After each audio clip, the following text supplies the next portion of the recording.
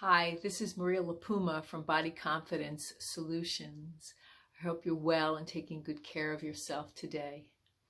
In this video, I'd like to talk about why diets don't work and what does work for sustainable weight loss. So if you're struggling with dieting or excess weight, wanting to release excess weight, then this video is for you.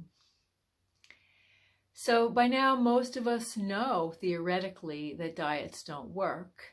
However, we have a culture of people who are always looking for the next diet.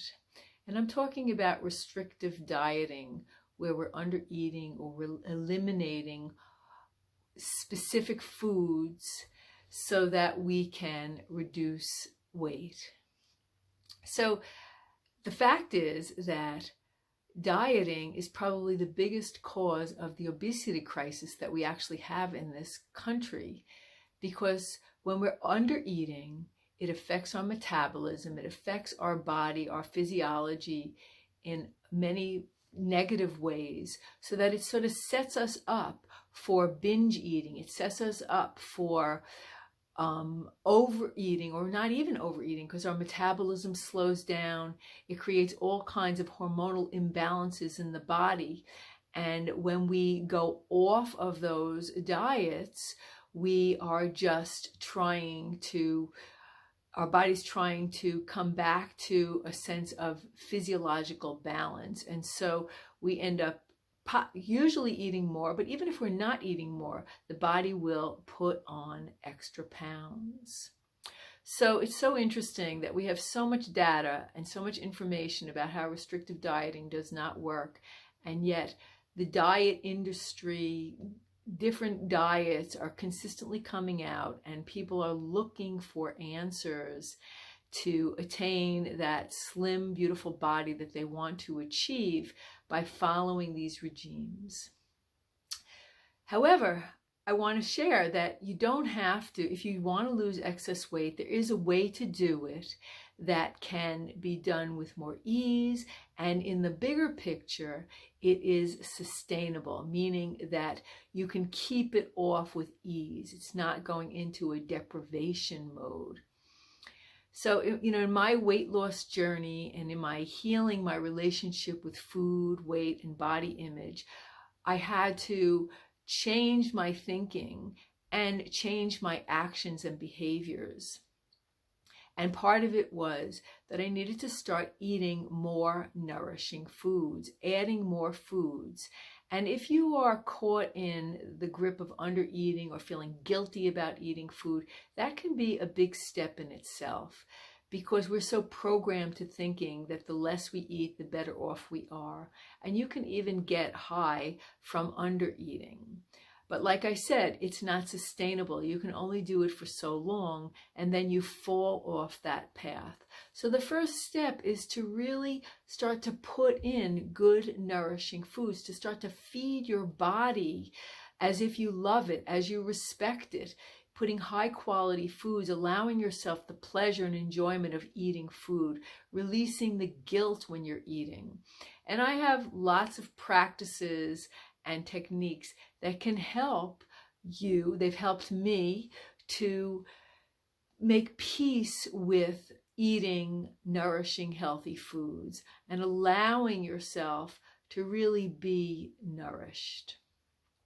However, once you do put in eating the healthy foods, stabilizing your physiology with food, and when you stabilize your physiology with food and eat healthy foods, you're also changing your brain chemistry, because under eating affects our brain chemistry also. When we're under eating, it's hard to think clearly. It's hard to make good decisions. We're stressing out our system and we're reactive.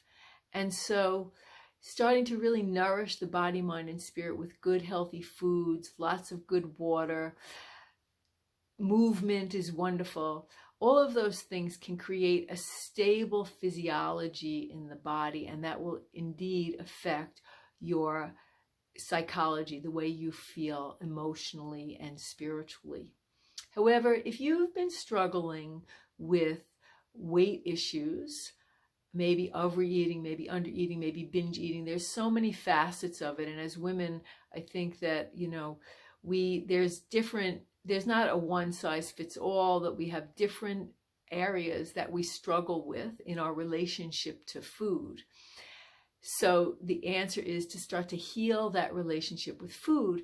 However, oftentimes there are core issues, there are root causes that we put on weight in the first place, that we are afraid to let go of the extra weight, or once we do let go of the extra weight, we run back to the food and we start packing it on.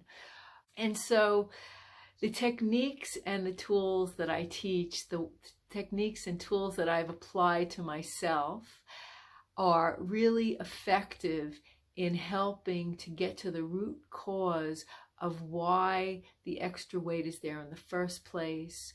What are we looking for when we're binging? What are we really looking for when we're binging? Maybe we're looking for comfort. Maybe we're looking for connection. Maybe we're looking for a memory of a relative that fed us certain kinds of food.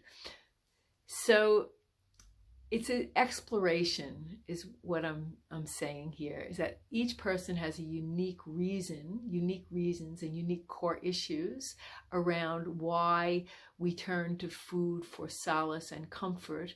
And getting to the core of that and exploring what those are is really necessary in order to achieve and maintain weight loss.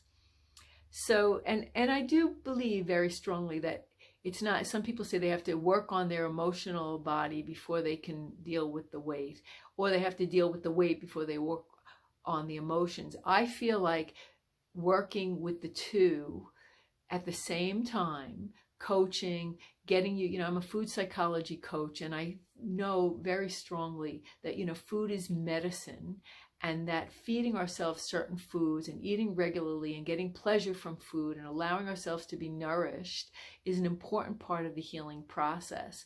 And like I said before, it creates a stable bowl so that we can dive deeper and get to some of the core reasons why we put the weight on in the first place, or why we're struggling to keep it off.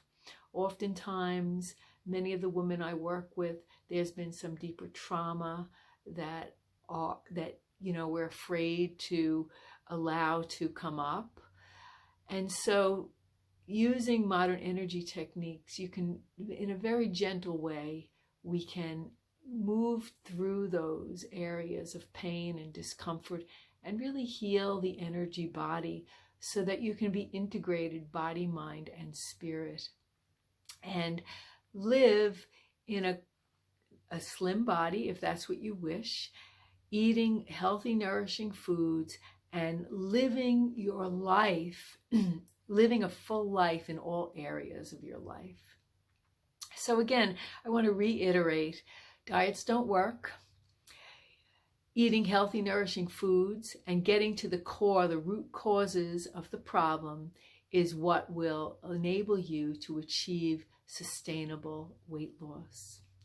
If you are struggling with emotional eating, I'm going to recommend my free ebook, The 3 Essential Practices to Overcome Emotional Eating.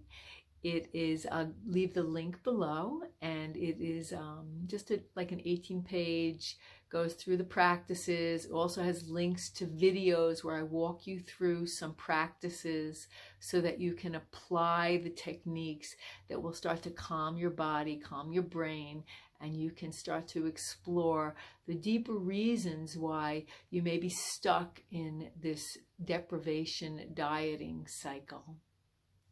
So I'd love to hear from you if you found this to be helpful. If you have any questions, any thoughts about this, please leave your comments in the link below. If you like this video, please like it. And if you know anybody that is struggling with their relationship to food, their relationship to their body, trying to release excess weight and keep it off, then please go ahead and share this video. That's all for today. I wish you peace, love, and well-being. Take care now. Bye.